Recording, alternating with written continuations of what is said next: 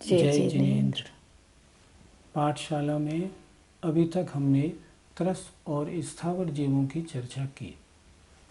आज हम विशेष रूप से पंचेंद्रिय जीवों के बारे में कुछ चर्चा करेंगे।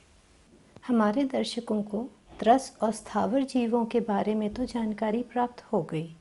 आज हम ये जानना चाहेंगे कि पंचेंद्रिय जीवों के कितने भेद होते हैं।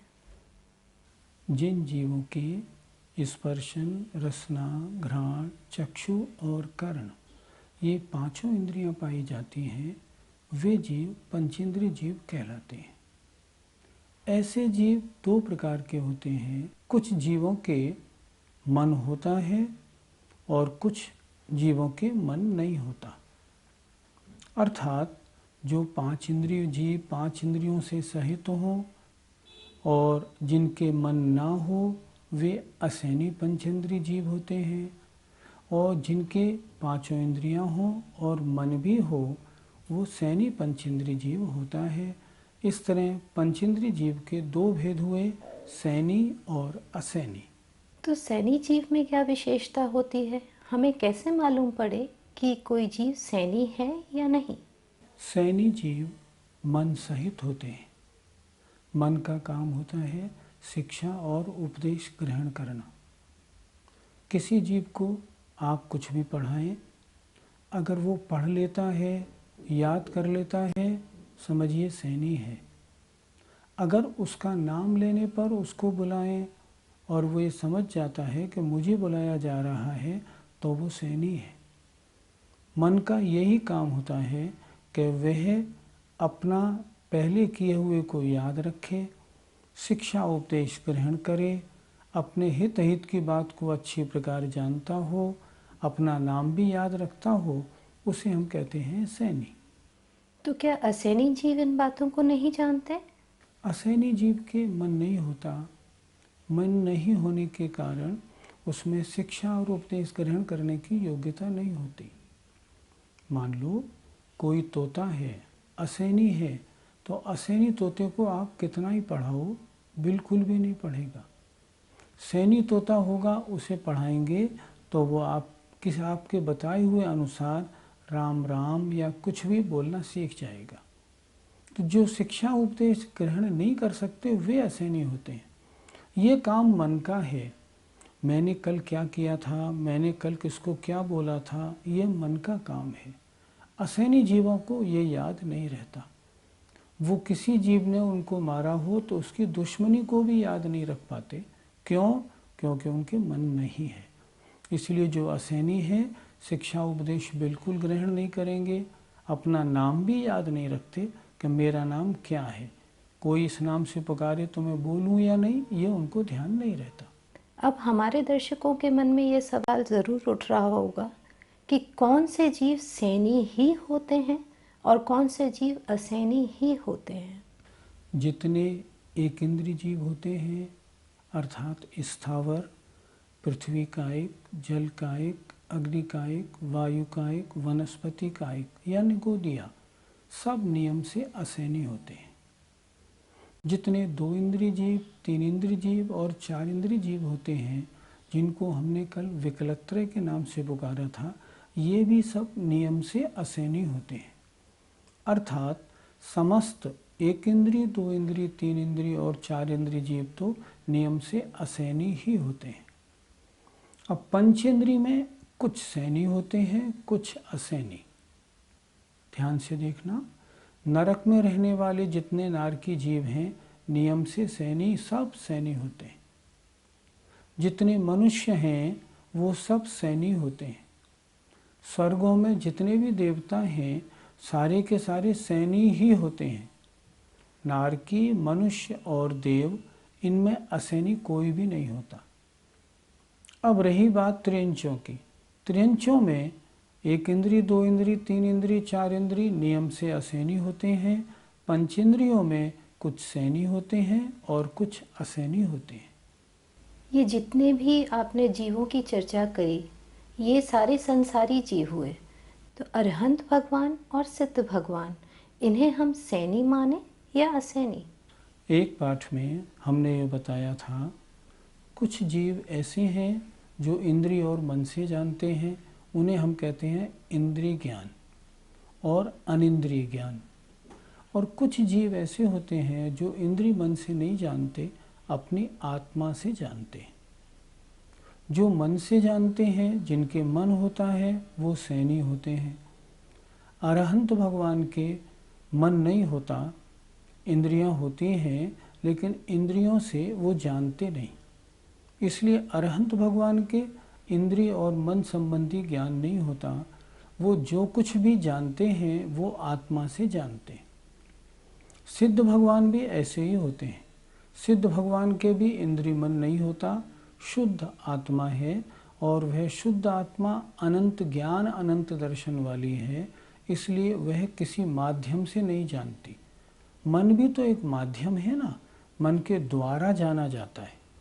इसलिए अरहंत और सिद्ध भगवान को हम असैनी तो इसलिए नहीं कहेंगे क्योंकि असैनी तो बड़े छोटे और ख़राब जीव माने जाते हैं।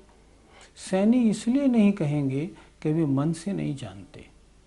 अब प्रश्न खड़ा होता है, फिर इनको किस में माने? हम इनको सैनी और असैनी इन दोनों से भिन्न मानते हैं। आचार्यों ने इनको अलग लिखा है कि जो मन वाले हैं वो सैनी, मन रहित वो असैनी। लेकिन जिनके जो जीव तो हैं और ना मन, ना सैनी है ना असैनी है, ऐसे जीव होते हैं अरहंत और सिद्ध भगवान। इनके ज्ञान तो है, पर मन न होने के कारण सैनी या असैनी दोनों पना नहीं होता। तो इसका मतलब हम ये समझें कि जो सैनी और असैनी पंचेंद्रिय जीवों का भेद हुआ, वो सिर्फ तिर्यंचों में ही पाया जाता है? हाँ बिल्कुल, आपका कहना बिल्कुल ठीक है। सैनी और असैनी का भेद मात्र त्रियंच गति में है, नारकी, देव और मनुष्यों में नहीं। त्रियंच पंचेंद्रिय 2 प्रकार के हैं, सैनी और असैनी। अन्य तीनों गतियों के जीव तो सैनी ही होते हैं और पंचेंद्रिय ही होते हैं। अब हम ये जानना चाहेंगे कि तिर्यंच पंचेंद्रिय जीवों के भी क्या भेद होते हैं? हाँ बिल्कुल, त्रियंच पंचेंद्रिय जीव 3 प्रकार के होते हैं, जलचर, थलचर और नवचर। इनके 3 भेद होते हैं। अब आप हमें ये बताएं कि जलचर जीव किसे कहते हैं? आप शब्द देखो ना, जल चर। जो जीव, जो पंचेंद्रिय जीव जल में ही रहते हों, जल में ही पैदा होना, जल में ही रहना, उन जीवों को कहते हैं जलचर। अर्थात जल में रहने वाले जीव जलचर जीव कहलाते हैं। जैसे मगर, मेंढक, कछुआ आदि, मछली आदि। और नवचर जीव? नवचर, नव माने आकाश में, चर माने चलने वाले। अर्थात जो जीव आकाश में उड़ने वाले होते हैं वे नवचर कहलाते हैं। नव माने आकाश, अर्थात आकाश में उड़ने वाले जो पक्षी आदि हैं उनको हम नवचर जीव कहते हैं। जैसे कबूतर, चिड़िया, चील, कौआ आदि। इसी प्रकार हम थलचर जीवों को भी माने? इसी तरह समझ लीजिए। थल कहते हैं जमीन। हम जो जमीन पर चलने वाले हैं वे कहलाते हैं थलचर। चर माने चलने वाले। जो जमीन पर चलने वाले हों वे जीव होते हैं थलचर। जैसे हाथी, घोड़ा, कुत्ता, ऊंट वगैरह। हमारी सेना भी देखो 3 प्रकार की होती है कि नहीं? जल सेना, थल सेना और नभ सेना। जो सेना जल में काम करती है वो जल सेना, जमीन पर चलती है वो थल सेना, और आकाश में रहती है वो नभ सेना। हाँ, इससे इनको याद कर लो। कितना अच्छा हमने आपको बता दिया। जो पानी में रहते हों पंचेंद्रिय जीव और दूसरे जीव नहीं, जो पानी में रहते हों जीव वो जलचर, जो जमीन पे चलते हों वो थलचर, और जो आकाश में उड़ते हों वो नभचर। आपके इस एग्जाम्पल से तो दर्शकों को बिल्कुल क्लियर हो गया होगा। क्लियर नहीं, अब कभी भूलेंगे नहीं ये। अब मैं ये जानना चाहूँगी कि हम अपने आप को कौन से चर का जीव माने। हम तो आकाश में भी विचरण कर सकते हैं, पानी के अंदर भी तैर सकते हैं और ज़मीन पे तो चलते ही। जितने दर्शक सामने हमारा कार्यक्रम देख रहे हैं ना, अगर इनसे भी पूछा जाए तो ये सब यही कहेंगे कि चाहे हम आकाश में उड़ते हों, पानी में तैरते हों, लेकिन हम पृथ्वी पर चलते हैं, इसलिए हम थलचर हैं। लेकिन दर्शकों, आप भूल गए, ये तीन भेद किसके हैं? त्रियंच पंचेंद्री के भेद हैं। तो हम त्रियंच हैं या मनुष्य? मनुष्य। इसलिए ये भेद हमारे नहीं। अगर हम अपने को थलचर मानेंगे ना, तो हम जमीन पर चलने वाले त्रियंच बन जाएंगे। हम पशु नहीं, हम इंसान हैं। इसलिए क्या उत्तर होगा इसका? हम कोई भी चर नहीं हैं, हम तो मनुष्य हैं। ये भेद तो त्रियंच पंचेंद्री के हैं, इसमें हमें क्यों गिना जा रहा है? अभी कुछ ही देर पहले आपने विकलत्रय शब्द का इस्तेमाल किया था। इस शब्द को ज़रा समझा दीजिए। विकल माने होता है अधूरा, अर्थात जिन जीवों के पूरी इंद्रियां नहीं होती और एक इंद्री भी नहीं होती, उन्हें हम कहते हैं विकल। विकल त्रय, विकल त्रय का मतलब 2 इंद्री, 3 इंद्री और 4 इंद्री वाले जीव, जिनके पूरी इंद्रियां नहीं होती और जो स्थावर भी नहीं हैं, ऐसे 2 इंद्री, 3 इंद्री और 4 इंद्री जीवों को हम विकलत्रय जीव कहते हैं। अब हमारे दर्शकों को आप ये बता दीजिए कि त्रियंच पंचेंद्रीय जीव कहाँ कहाँ पाए जाते हैं। संसार को या लोक को हम 3 भागों में बांटते हैं: ऊर्ध्वलोक, मध्यलोक, नीचे अधोलोक या पाताल लोक। त्रियंच पंचेंद्रीय जीव स्वर्ग में या ऊर्ध्वलोक में बिल्कुल नहीं होते। त्रियंच पंचेंद्रीय अधोलोक में बिल्कुल नहीं होते। सारे त्रियंच पंचेंद्रीय जीव सिर्फ मध्यलोक में पाए जाते हैं। कर्म भूमिया जो होते हैं वो 2.5 दीप के अंदर होते हैं, और शेष बाहर भोग भूमि के एंड तक पूरे मध्यलोक में त्रियंच पंचेंद्रीय जीव पाए जाते हैं। कभी कभी शास्त्रों में ऐसा सुनने को मिलता है कि नारकी जीव शेर आदि का रूप बना के आपस में एक दूसरे को खाते हैं, तो वहाँ त्रियंच जीव हुए कि नहीं हुए? नहीं, वो तो उन नारकियों की विक्रिया है। नारकी त्रियंचों के रूप में अपनी शक्ल बना लेते हैं, लेकिन वहाँ त्रियंच पंचेंद्रीय जीव न पैदा होते हैं, न वहाँ पाए जाते हैं। वो तो सिर्फ मध्यलोक में पाए जाते हैं। हमें त्रस और स्थावर जीवों के बारे में जानकारी मिल चुकी है। अब हम ये जानना चाहेंगे कि त्रस जीवों की हिंसा से हम कैसे बच सकते हैं।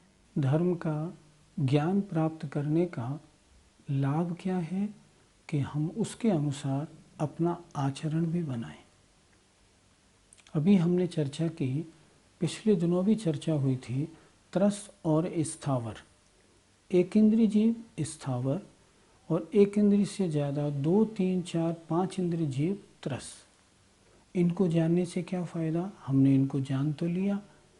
आचार्यों ने शास्त्रों में इनकी जानकारी क्यों दी? इनकी जानकारी इसलिए दी ताकि हम इनको जानें और इन जीवों की हिंसा से बचें।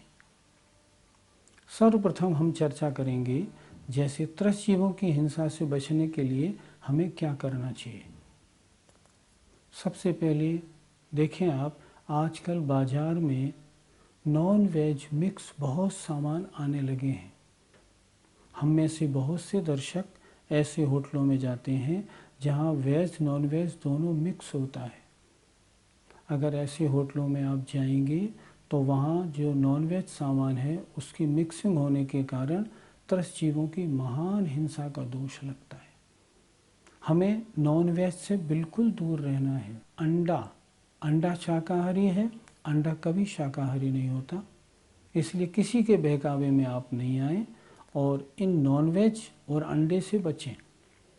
जो बच्चे बैठे हैं ना, ज़रा ये भी ध्यान से सुने, आपके दोस्त की बर्थडे है और उसमें केक काटा जाता है। बच्चों, केक अंडे से ही बनता है। अगर आपको अपनी बर्थडे में केक काटना है तो अपने घर में बनाएं शुद्ध। अगर आप बाज़ार से लाएंगे तो बाज़ार का केक अंडे का होगा, और अंडे का होने से उसमें मांस खाने का दोष लगेगा, त्रस्त जीवों की हिंसा होगी। दूसरी चीज़, शहद का इस्तेमाल। शहद के अंदर त्रस्त जीवों का भंडार होता है। शहद है क्या? मधुमक्खी ने फूल के ऊपर बैठी, वहाँ से उसका रस चूसा, मुंह में भरा और लाकर उसने जहाँ इकट्ठा करना होता है वहाँ उगल दिया। ये शहद जो है ना, ये मधुमक्खी की उगाल है, पलटी है, और मुंह से निकली हुई ऐसी पलटी बिना त्रस्त जीवों के होती ही नहीं। इसलिए ये चीज़ जो मधु है ना, ये कभी प्रयोग नहीं करना चाहिए। तीसरी चीज़, शराब। शराब बड़े जीवों को, बहुत वस्तुओं को, गुड़ आदि को सड़ाकर बनाई जाती है, इसलिए इसमें जीव हिंसा बहुत होती है। तीन चीज़ सबसे पहले छोड़ दें, शराब, नॉनवेज और मधु। अब इसके बाद थोड़ा आगे बढ़ते हैं। हम सब लोगों के घर में एक चीज़ खाने का बड़ा प्रचलन है, और दावतों में भी इसका बड़ा प्रचलन है। उसे हम कहते हैं द्विदल। द्विदल क्या होता है? द्विदल का मतलब होता है दाल से या बेसन से आपने कोई चीज़ बनाई, मान लो खिचड़ी बनाई दाल की, या मान ले हमने कढ़ी बनाई बेसन की, या हमने दही बड़ा बनाया। दही बड़ा बनाया और उसको दही में डाल दिया। अब वो दही में डल तो गया, अब वो दही का दही बड़ा जिस समय आपके मुंह में जाएगा ना, उस समय बहुत जीव पैदा होते हैं, और वो सब त्रस्त जीव होते हैं। क्या विज्ञान इसका समर्थन करता है? बिल्कुल समर्थन करता है। मैं आपको बताना चाहूँगा, नासा, जो अमेरिका में नासा है, जो सारे अंतरिक्ष पर कंट्रोल करता है, उसकी एक ब्रांच जयपुर में खुली है। उनके लेबोरेटरी इंचार्ज एक जैन साहब हैं। वो जैन साहब मेरे पास एक बार इस आकाश के ग्रह मंडल की जानकारी लेने आए थे। मैंने उनसे पूछा, आप जैन हैं, आपके यहाँ नासा में तो बड़े बड़े दूरबीन, बड़े बड़े माइक्रोस्कोप लगे होंगे। उन्होंने कहा, हमारे यहाँ तो करोड़ों करोड़ों रुपए का एक एक माइक्रोस्कोप लगा है। मैंने उनसे पूछा, जैन होने के नाते क्या आपने कभी ये देखा कि अगर हम दही बड़ा और दही मिला दें, दाल या बेसन दही में मिला दें, और उसे अगर हम खाएं तो क्या जीव पैदा होते हैं? उन्होंने मुझसे कहा, मैं तो देख चुका हूँ और छोड़ भी चुका हूँ। मैंने कहा, आपने क्या देखा? उन्होंने बताया, मैंने एक दिन क्या किया, घर से मैं एक दही बड़ा ले गया, दही में डाल के उसको मैंने रखा। मैंने एक अपने मित्र से कहा, तुम इसमें ज़रा अपनी लार या थूक ज़रा सा मिलाना, क्योंकि दही बड़ा हम भी खाएंगे ना, तो अंदर थूक से तो मिलेगा ही मिलेगा। तो मैंने उनसे कहा, तो उन्होंने बताया मुझे, मैंने उनसे कहा, तुम इसमें ज़रा सा थूक देना। मैं माइक्रोस्कोप लगा के बैठ गया। मैंने देखा, जैसे ही उसने उसमें थूका, उसके अंदर तो गुच्छे के गुच्छे लटें सी निकल पड़ी, बड़ी छोटी छोटी। और कितनी निकल पड़ी? लाखों करोड़ों। मैंने उनसे पूछा, उन लटों के निकलने में कितना समय लगा? उन्होंने बताया, मैंने अपनी आंख से देखा हुआ है, मात्र 5-6 सेकंड में इतने जीव पैदा हो जाते हैं। इससे हम क्या समझें? हम ये समझें कि दाल और बेसन, इसके साथ अगर दही मिलाकर हमने दही बड़ा बनाया है, तब वो दही बड़ा हमारे मुंह में पहुंचेगा, तो पहुंचते ही हमारे मुंह में तमाम जीव पैदा हो जाएंगे, और जब हम दही बड़ा खाएंगे तो उन त्रस्त जीवों की हिंसा का दोष हमको लगेगा। कुछ चीज़ें और ऐसी होती हैं, जैसे अंजीर। अंजीर को, गूलर को आप कभी तोड़ो तो तोड़ते ही उसमें से मच्छर से निकलते हैं। जो मच्छर बन जाते हैं वो तो निकल जाते हैं, बाकी जो अभी अधूरे रहते हैं वो सब उसके अंदर ही रहते हैं। मैंने तो ऐसे लोगों को देखा है जो गूलर यूं ही पूरा का पूरा खा जाते हैं। तो ऐसे जो बड़ आदि के फल होते हैं, गूलर अंजीर होती हैं, इनको नहीं खाना चाहिए। इनके खाने में जीव हिंसा बहुत होती है। त्रस्त जीवों की हिंसा से हमें बचना हो तो हमें अचार भी सिर्फ 24 घंटे का लेना चाहिए। कभी आपको देखना हो तो जो अचार 2 महीने और 4 महीने पुराना है ना, उसमें ज़रा आप माइक्रोस्कोप लगा के तो देखो, उसमें कितनी लटें पड़ी हुई मिलती हैं। कुछ चीज़ें और भी हैं, इन चीज़ों की मैं आपको जानकारी तो दे रहा हूँ, लेकिन मध्यमास मधु का त्याग तो सबको करना ही करना है। द्विदल का त्याग भी सबको कर देना चाहिए। ये मात्र रसना इंद्रिय की लोलुपता है। थोड़ा और आगे बढ़ जाऊं, जो मर्यादाएं शास्त्रों में बताई हैं, जैसे आटा, मसाले आदि, बारिश के दिनों में 3 दिन अगर उन पर निकल जाएं तो 3 दिन के बाद उनमें त्रस्त जीवों की उत्पत्ति हो जाती है। हमें उसका विवेक रखना चाहिए। जहाँ तक हो वहाँ तक मर्यादित भोजन करें। पानी अगर हम अनछना पीते हैं, त्रस्त जीवों की, स्थावर जीवों की, दोनों की हिंसा होती है। रात्रि भोजन अगर हम करते हैं तो त्रस्त जीवों की हिंसा होती है। त्रस्त जीवों की हिंसा से बचने के लिए हमें अपने खाने पीने में और भी शास्त्रों को पढ़ के, सारी बात तो मैं करूँगा नहीं क्योंकि अपना कार्यक्रम उतना समय नहीं है दे सकूँ, लेकिन फिर भी शास्त्रों से हमें जानकारी करनी चाहिए कि कहाँ कहाँ किन किन स्थानों पर त्रस्त जीवों की उत्पत्ति होती है। अब देखिए, जैसे आम है, अगर आम में जुलाई के बाद जैसे ही बारिश पड़ने लगती है ना, उसमें अंदर कीड़े पैदा होने लगते हैं। हमें ध्यान देना चाहिए, जहाँ कीड़ों की उत्पत्ति हो, ये सारे जीव त्रस्त होते हैं, हम इनका सेवन नहीं करें। हम जैनी हैं। जैन धर्म का मूल मंत्र है अहिंसा परमो धर्मः। अगर अहिंसा है तो धर्म है, नहीं तो नहीं। एक बात आपको और बता दूं, त्रस्त और स्थावर या जीव हिंसा के बारे में जितना सूक्ष्म वर्णन जैन धर्म में मिलता है, किसी धर्म में नहीं मिलता। कारण ये जैन धर्म का मूल मंत्र है।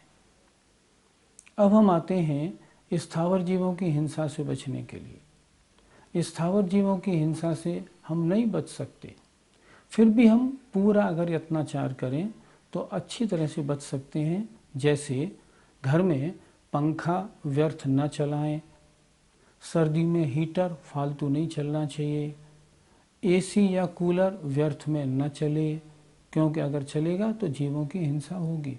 कभी व्यर्थ में हम जमीन ना खोदें, घास के ऊपर न चलें, कभी हम खड़े हों फूल पत्ती व्यर्थ में न तोड़ें। अगर हम ऐसा करेंगे तो स्थावर जीवों की हिंसा से ज़रूर बचेंगे। मुझे उम्मीद है कि हमारी आज की इस चर्चा से हमारे दर्शकों को बहुत लाभ होगा, और संक्षेप में आप ज़रा बता दीजिए। हमने त्रस्त और स्थावर जीवों की कहाँ कहाँ हिंसा होती है, उनसे बचने के लिए अपने जीवन में हमें क्या परिवर्तन, खाना पीना पहनना ओढ़ने में क्या चेंज करना चाहिए, इसको हमने आज समझा। मुझे उम्मीद है सभी दर्शक इस पर चिंतन करेंगे और एक कदम आगे ज़रूर बढ़ाएंगे। जितनी हिंसा त्रस्त और स्थावर जीवों की जिन जिन प्रसंगों में आप करते हैं, उनमें से जितने प्रसंग छोड़ सकें उतने छोड़ें और आगे बढ़ें। जय जिनेंद्र।